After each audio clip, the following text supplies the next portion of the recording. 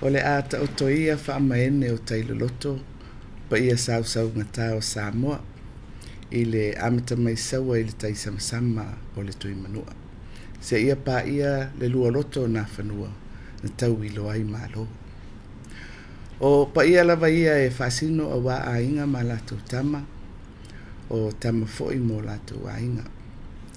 Le usunga tu mua mapule i tu au ma lātou a inga i le tai ma le wa au fonti. O lea o te mua i whātulau atuai i le tawhatolu o tau pa ia. Tau pa ia whale anganuu o pa ia whale malo. Ia ai maise foi o pa ia whale tala le lei. O le aso Lulu, aso lima o Oketopa i tau sanga taitasi. Ua whaasino tonu i le ngā luenga FAI'ΑOGA. Mo so se tasi sa ngalue, o loo ngalue, whapefo i lātou o loo langolangoina le ngā luenga FAI'AOGA. O le upu e whai i le whaiva o lumu mo le whao seu. Ua se tongi i le seu na langatila. Ua e whapu lou i le tualima. Ua whamalo le whai o le whaiva. O ngā luenga FAI'AOGA e le tau whaailoaina le tāua. I le whaaile ina ma le tapena ina o whanau mo se lumana i manuia. O so se atunu. Peitai, o le tau awaina o lea whaalupenga, e le o se tū whaingofie. O le nei tausanga o se tausanga e whaingatātele, o afianga o le COVID-19.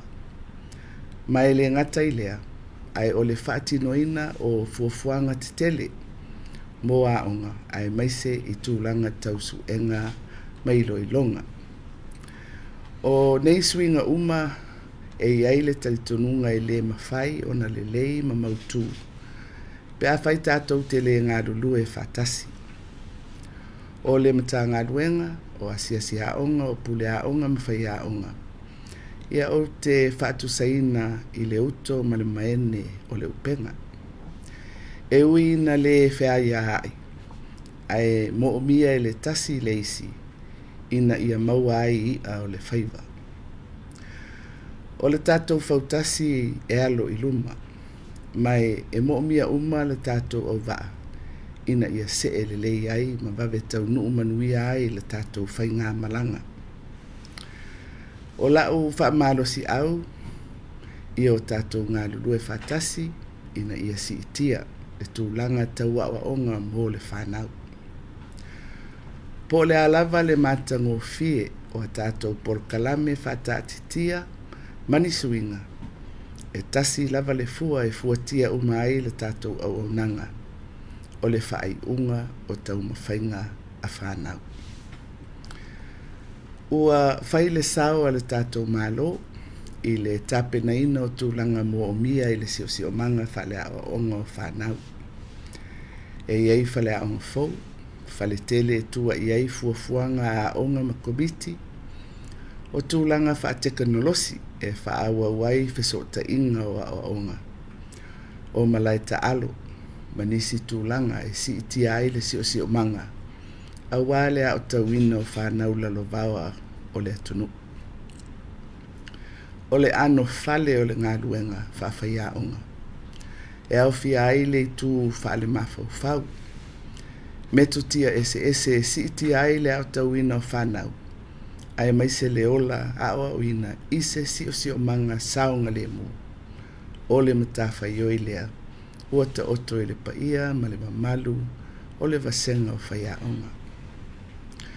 O la autou MATAAFA ioi e le whaingofie awa e moomi ai anga tausili. O le whaalongolonga ti ngā, o le loto mawalalo, o le anga malu, o le onosai. Ai maise o le whaapalepale. Ma e talitonu o winga ba aia uma ia o le FAI'AOGA sili o Yesu Keriso. E whaataua ma ave le whaamuamua a le tātou malo i a onga, ai maise le ngā luenga FAI'AOGA.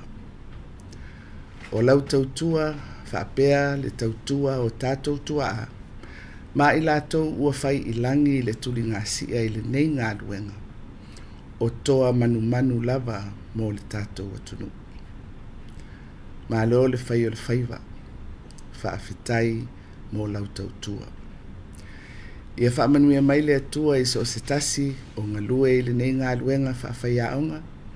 Whaapea I lātou uma o lo ngā lulue mō le whaaleleia ma le pūlea ina o aonga.